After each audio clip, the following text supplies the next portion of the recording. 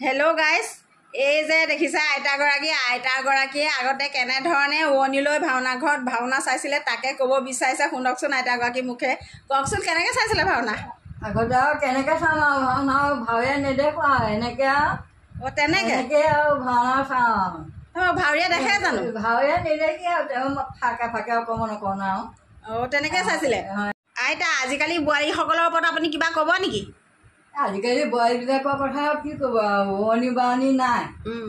আগতে আমি আৰু নামঘৰত ভাওনা চাবলৈ বহিলে আমি ভাৱেই নেদেখোঁ। উৰণি আমাৰ মানে ওপৰলাই মানে ডাঙৰীয়া বুলি মাতোঁ। হয়। তাৰপিছত আৰু আমাৰ মুখ নেদেখে আৰু জেঠাল বৰজনাই আমাৰ মুখ নেদেখে, মৰি গ'ল আৰু নেদেখাটো। তেনেধৰণে চাইছে ভাওনা চাওঁ আৰু ৰাতিপুৱালৈকে চাওঁ ভাওনা। ৰাতিপুৱালৈকে চাই কইলাইনী গীত মানে প্ৰসাদ খাইহে ঘৰলৈ যাওঁ। এনেকেই চাই বহি থাকোঁ। তেনেকৈ দীঘলকৈ উৰণিখন লৈ কোনো নেদেখাকৈ বহি থাকে আৰু বহি থাকোঁ। আজিকালি বোৱাৰীয়ে উৰণি নলয় আৰু নলয়। মানে আজিকালি যুগৰ পৰিৱৰ্তন হৈছে। যুগৰ পৰিৱৰ্তনৰ লগে লগে সকলোখিনিয়ে পৰিৱৰ্তন হৈছে। কাৰণ তেনেধৰণে দীঘলকৈ উৰণিখন লৈ থকাটো এতিয়া সম্ভৱ নহয়। কৰ্মসূত্ৰে সকলোবিলাক আজিকালি ওলাই যায়, জীয়াৰীয়ে হওক বোৱাৰীয়ে হওক। কিছুমানে অফিচ কাছাৰীলৈ যাবলগীয়া হয়, গতিকে তেনেকৈ দীঘলকৈ উৰণিখন লৈ থকাটো সম্ভৱ নহয়।